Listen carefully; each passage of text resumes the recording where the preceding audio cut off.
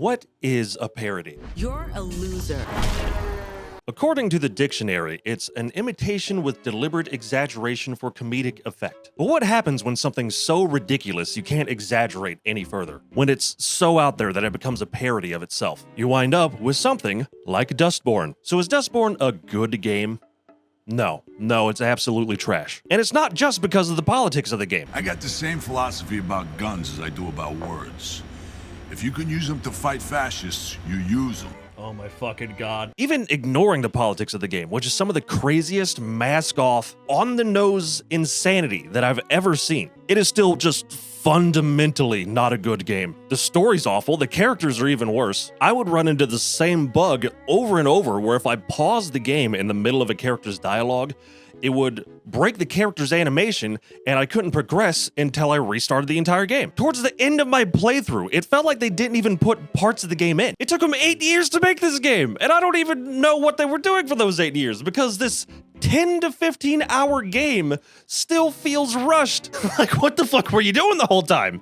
Is this a money laundering scheme? Like, what happened? But hey, I'm just some guy, right? What do I know about reviewing a video game? What makes me more qualified than those people over at IGN that gave this game a 7, or Eurogamer, which somehow gave it an 8. Well, unlike most game journalists, I have eyes and a brain. Not much of one, but I have one. And also, unlike most game journalists, I actually play and enjoy video games. So I think I'm qualified enough. Hi, I'm Baxter, and I played this piece of shit, so you don't have to. What's the story of Dustborn? What's this game about? You've stolen information from a bad fascist government called the Puritans, and you're smuggling it through the land of another bad fascist government called Justice. And you're trying to get it to Nova Scotia, which is the headquarters of the resistance. So you're taking a road trip from California all the way to Nova Scotia. And your cover, in case you get pulled over, is that you're a punk rock band on tour. That's the main story. And the character you play is named Pax. She's the hero, who, according to the game's own description, is a con artist and a thief with the ability to weaponize words and use them against friends and enemies alike. That means you can use words in the game for various effects, and we'll get more into this later. You can also craft new words, like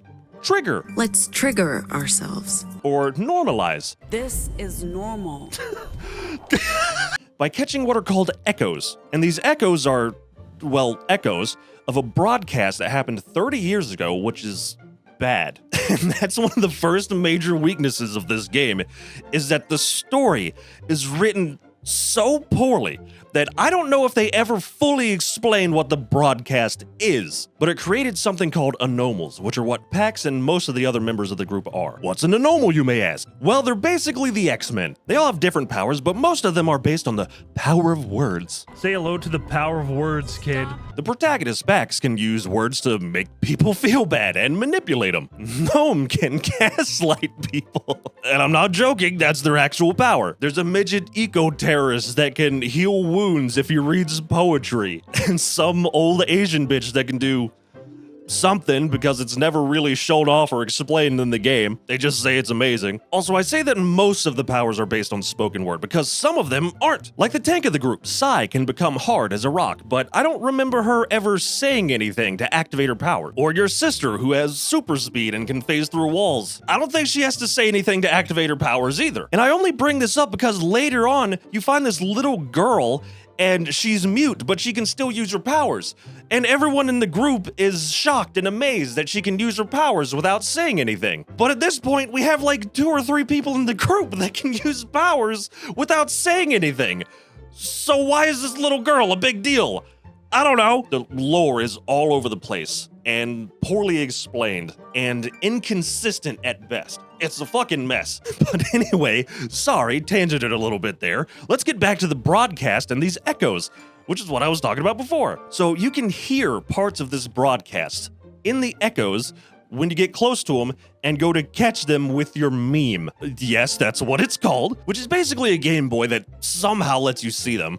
And when you listen to these echoes, you can hear things like globalists are bad and don't trust the New World Order. It's all about the New World Order. It's a one world government. So what I gather is that the broadcast from 30 years ago that created the anomals was basically an Alex Jones show. So in the game, they say that this broadcast was disinformation, and the echoes are remnants of this disinformation that can literally infect people's minds and make them think wrong think and bad thoughts and make them act violently. So you have to, once again, literally pull the disinformation out of their head with your meme by force so they can think the correct thoughts. And I wanted to Kurt Cobain myself just writing this down, but that's what the game is. The game even comes out and just says that the echoes are like social media. So, like social media. And you pulling them out of people's heads and using them to craft new words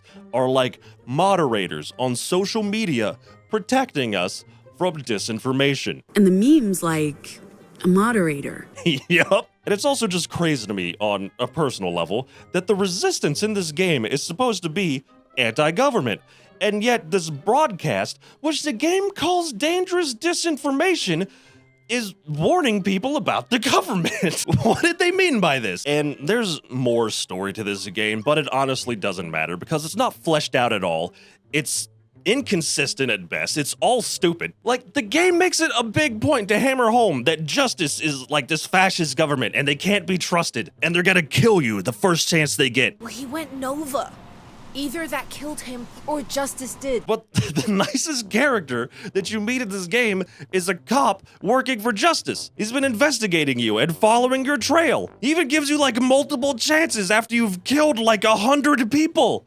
Even tried to kill him. They're just really not selling it that these are the bad guys. Here's another big plot point. Are you ready? Okay, spoiler alert. Pax is pregnant the entire time. Like, if I'm pregnant, why am I here? It is this huge, overarching narration throughout the entire game. So you're constantly made to ask, who's the father? Where is he? What are we gonna do with the baby? We can't let the group find out we're pregnant. A baby's a liability. When you meet the resistance, they try to convince you to get an abortion. I need to know if you're going to Nova Scotia to join us, or if you just see this job as a way out. You have a child to protect. Turning your back on the cause for what you consider a simple life must be quite tempting. That way you can just join them and fight the good fight. You can't fight the government if you're pregnant and have to take care of a kid. How are you gonna be the ultimate in girl boss technology if you have to be a mother? Think about it. Better just kill it, then we can hit the club and you can fucking drink again, Becky. At one point in the game, you even get stabbed right in the baby maker. And you're worried about the kid dying, naturally. So you can't keep doing what you're doing, it isn't safe. All right. Cool, fine. Eventually, you learn about something called the proto-language, which is where all language comes from. And the information that you've been trying to smuggle to Nova Scotia is a database or a codex of all the information available about this proto-language. And so you try to learn some of this proto-language because it's really powerful. But you can't really because your body can't handle it. So at the end, for the final bad guy, which is just this white kid, by the way, you see him once in a dream around mid-game, and then all of a sudden, he's just at the end, he's the final bad guy. There's no build-up or explanation of why. Who the fuck is this guy? But you used the proto-language to defeat him. Except it wasn't you that used the proto-language, it was your baby. Another mystery. How did they do that? Why were they able to? How's the game gonna handle this? Well, the ending I got was called Ronin, and I guess there's multiple endings to this game, but I'm never gonna see any of the other ones because I'm never gonna play this piece of shit again. But in the Ronin ending, Pax literally asked out loud, what am I gonna do with the baby? And then she's just like, I don't know, Lamau. And it's just a fucking dead end. That happens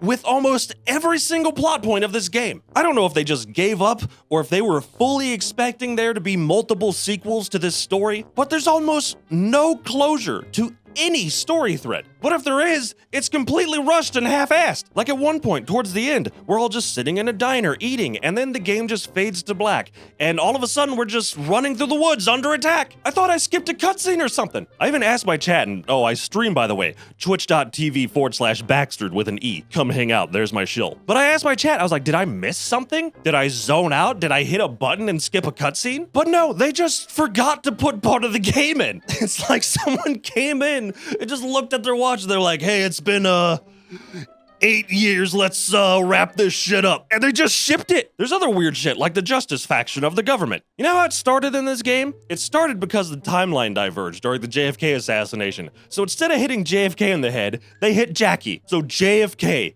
is the one that started the big bad evil fascist government. Fucking JFK of all people. All right, man. So yeah, the story is just all over the place, inconsistent, half-assed, just bad. Next. Now, I'm going to talk about gameplay and the characters at the same time, which may sound strange because that seems like two different categories, but allow me to explain. All right, first off, here's the gameplay loop. You talk, you explore a bit, you talk more, you walk to the next area, and you talk. You solve a puzzle that even a toddler could do. You need to talk about it. Oh, you met a new person? Let's talk. You talk more. Sometimes there's a bad guy and you hit him with the baseball bat, but the combat isn't fun or satisfying or difficult at all. Take a guess what you do after combat. That's right, you talk about it. Oh, and sometimes there's a really shitty rhythm game component as well, because remember, you're posing as a punk rock band. This is what the game journalists like to call the cinematic experience, or in my opinion, the death of modern gaming. Let's talk about the combat part of this gameplay loop first, because it's such a minor part. And when I say a minor part, I mean it, because you don't even fight someone until the end of the second chapter, which is like 2 or 3 hours into the game. So they basically tried to copy the combat from God of War, but instead of an axe that flies back to your hand, you have a magnetic baseball bat. The only real difference is that this plays and feels way worse. There's no tactile feedback. It's not satisfying to hit anything at all. The animations are all stiff and janky, and you're never challenged. This is one of those games where it asks you if you want more or less combat towards the beginning. And I actually said that I want less, but not because it was too difficult and I couldn't do it, it just wasn't fun. But aside from the baseball bat, you have shouts that you can use in combat, but they don't feel good either. You'll go flying towards an enemy with the jankiest animation I've ever seen. Or you'll try to have this witty banter with an enemy by saying things like, "No one likes you," and they get a debuff or they think they're on fire or something. But again, none of that really matters because you could just hit the exact same button just over and over and over again in every fight and you'll win. In fact, the only time I died was when I purposely let myself die in the game because I wanted to see if I even could. And yeah, you die, but it just puts you right back in combat exactly where you were. You don't even lose progress or have to start the fight over. So it doesn't matter. It doesn't matter, just like the rhythm games don't matter. You're supposed to be undercover as a punk rock band. And one kind of funny bit is that you all suck at the start because you aren't actually a band. And if you've seen that one clip on Twitter of everyone saying, "What the fuck is this trash?" Yeah, it's trash, but in this one instance, it's supposed to be trash, so I'll give them that. The problem is, story-wise, that you're supposed to be a better band by the end of the game, but you still sound the exact same. At one point, you have to fight this giant squid with the power of music for some reason.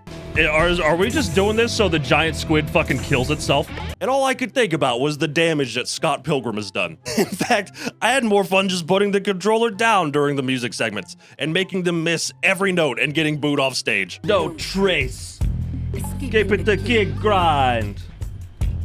Looking for a better place. Because that's what they deserve. So at least that part was entertaining. And once again, doesn't matter if you fail the song in the game. No. The story still progresses. Someone in the party will be like, "Wow, we really did bad there." But it doesn't matter. It doesn't affect anything. You just keep going. There's also some exploring and some puzzles, but with the exploring, I didn't find any interesting Easter eggs or anything worth exploring for. At most, you'll find some batteries to upgrade the bat, which doesn't really matter because, again, the combat sucks and I don't think you could lose even if you wanted to. Or you might find some gifts for your party members, but I don't think they really do much either.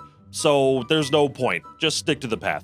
And the puzzles are as difficult as a shape sorter for toddlers. It's like, oh, there's an electrical panel we need to hack.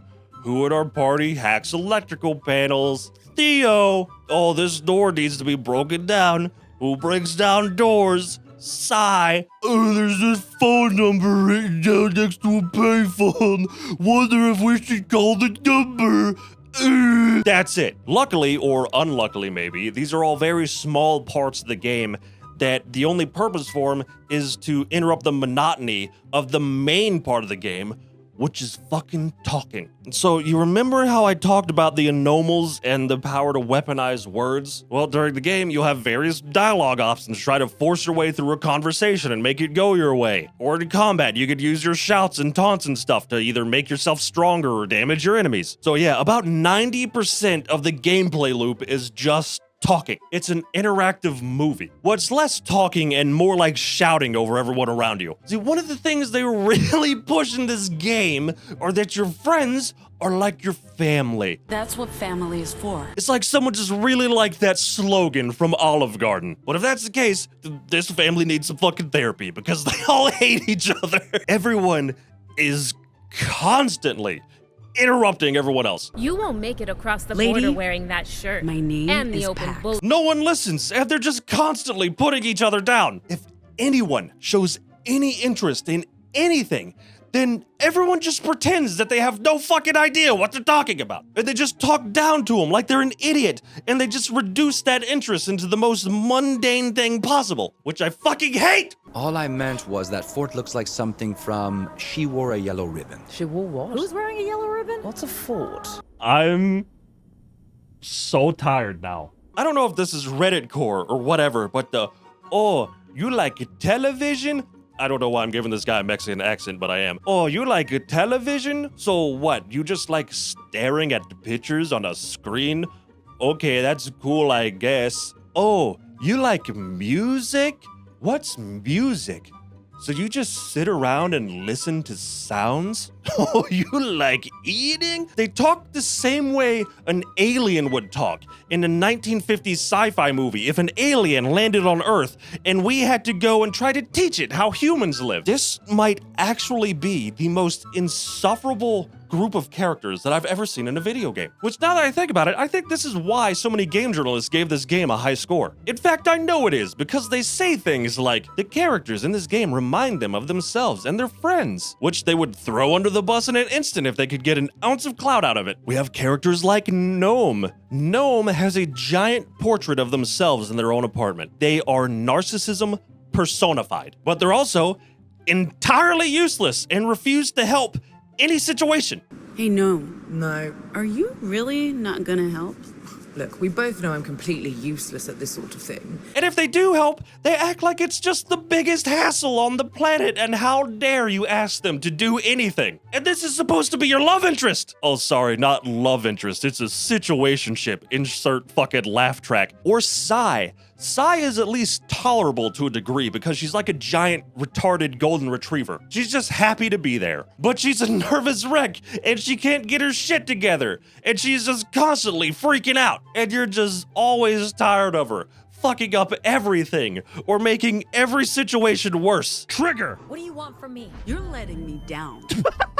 You basically have to babysit this woman because she has more anxiety than a 5-year-old with 2 dads. And speaking of dads, there's Theo, who's supposed to be the father of the group, which is ironic because I don't think any of these characters had a father. But he's the only normal guy in the group. Every other character has some kind of fucking skin disease or disability, or they're a woman or something. But Theo is just disappointed no matter what. Like, you'll be presented with option A or option B. And so you'll ask, Theo, what do you think I should do? And Theo's like, oh, you should just do whatever you want, whatever you think is best. And so you pick option A, and Theo's just like, wow, I can't believe you picked option A. Only an idiot would pick option A. You're so stupid. Like, what the fuck do you want from me, man? I think Theo was giving me father issues. Oh, actually, never mind. No, he's not, because spoilers, once again, for the end of the game, Theo's talking to Pax, and he says, if something happens to me, please make sure you let my family know and you take care of them. And Pax is like, oh no, you can tell him yourself, man. So that's a death flag. You know he's gonna die like immediately.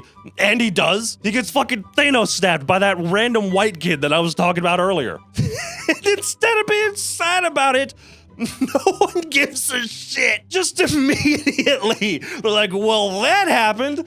And they just fucking go about their day. You know, like a family would do. I don't think the person that wrote these characters actually has any friends in real life, because this is not how friends work. The entire cast of characters acts more like spiteful coworkers. Like, I cannot stress it enough. There is just this thinly veiled hatred that every character has for everyone else in the group, and it feels like it could just bubble up at any moment, but it doesn't. It just never goes anywhere. There were a couple times that I thought it would, with the character getting up and leaving and saying, fuck you people, I'm out. But they just come back and everything's forgiven, except oops, now they're an FBI informant, just like in real life. Oh, and Pax. Pax is the fucking worst, man. Pax is the main character, the one you play as. And this game, in an effort to make the wokest character they possibly could, made one of the scummiest and shittiest people imaginable. What did they mean by this? On the introduction to the game, you literally forcefully shut your friends up by choking them with your powers. Within 5 minutes, you get pulled over and you trigger a cop and the cop steps out into fucking traffic and dies. And so Sai, naturally, she starts freaking out. And Pax is just like, hey, Gnome, can you like gaslight Sai into thinking that us getting this person killed just isn't a big deal? Like, I just really don't want to deal with her right now. This is the introduction to the character. This is the scene that sets the tone. And the tone is, you don't want to deal with your friends. They're kind of a hassle. In fact, you're just kind of using them to get what you want. And killing someone, that's not a big deal. They inconvenienced you a little bit. And man, if everyone just shut up and listened to me, everything would be better. Which if you're trying to write some kind of anti-hero with like a redemption arc, fine, sure, I guess. But Pax isn't written as an anti-hero, and there's no redemption arc. Pax is presented as this linchpin character that's supposed to be holding everyone together. She's a character you're supposed to be able to resonate with and be able to put yourself in her shoes and just do the best you can.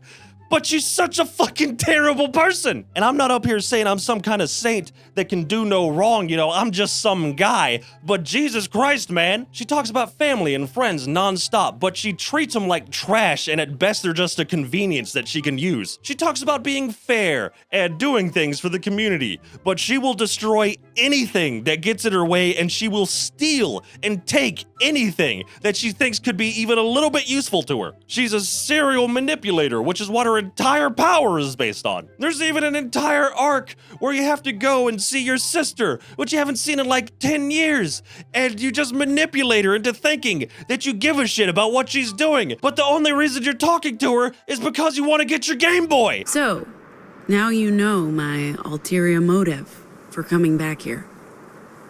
To get the meme. Here's another thing. You ready for this? Pax hates robots. They make it a big deal at the start of the game and make sure that you know Pax doesn't like robots. Seriously, hate robots. Now, why do you think that might be? Did something traumatic happen in the past where one freaked out and hurt her? Did a robot kill your mom or something like that? Nope. You know why she doesn't like robots? Because robots are too logical, and so your manipulation powers don't work on them. And immune to vocals between you and me, kid. That's what really bothers me. Can't mess with robots. It is their problem. That's the reason. That's the entire fucking reason. You can't manipulate them like you can a normal person, so you fucking hate them. Like, you can't make this shit up. At one point in the game, Pax is explaining how she used to get money. She would do DoorDash, and she would use her powers to manipulate customers into giving her a bigger tip, or just straight up lie and say that they didn't pay for the food already. She would work at warehouses and file frivolous complaints or try to blackmail people that work there. She would work security at concerts and say she was collecting money for charity, and then just take the money. I think it's some half-assed attempt at trying to compare to Robin Hood by taking from the rich and giving to the poor. But here's the thing, you'll notice in all those scenarios, it's just stealing from regular people. You don't have to be rich to order DoorDash. You could just be busy. The warehouse workers she's filing complaints against is just some blue-collar guy. Going to a concert doesn't mean you're the fucking Monopoly man wearing a top hat and twirling your mustache. And also, she's not using it to help anyone around her. She's just keeping it herself. And even if they were rich, it doesn't just automatically mean that they're bad people, so it's okay if horrible things happen to them. Because if rich people are all bad, then surely the opposite must be true and mean that all poor people are good. And I know plenty of poor people that are just absolute pieces of shit, including Pax in this game, so this doesn't hold up at all. Like, children have a better understanding of morals than this woman. I think she might actually be a sociopath. And here's the reason I'm dragging on Pax so much. Because once again, spoilers for the end of the game. During the finale of the game, when you're fighting the big bad evil people, it's revealed it's not your words that have power. It's because behind your words, you have empathy. Vocals aren't about the words. They are about empathy. Empathy? Empathy. Every time you forcefully choked the words out of your friends so you didn't have to listen to them, it's just because you had empathy. Every time you manipulated cops into shooting each other, it's just because you had so much love in your heart Whenever you tricked people into believing they were on fire until they passed out from the pain, it's because you care just so deeply. Every time you lie or cheat or steal or kill someone, well, golly gee, it's just because she's such a good person. I honestly believe this game is some type of scam. There is no possible way that these people took our tax money and took 8 years to make this, and it's serious. But it is. And that's the saddest part, is that they're completely serious. The people behind this are so delusional that they really believed in the messaging of this game. This game wasn't meant to be a game. It was meant to be propaganda, but they forgot one key detail. Even propaganda needs to be good to be effective. This is one of the worst games.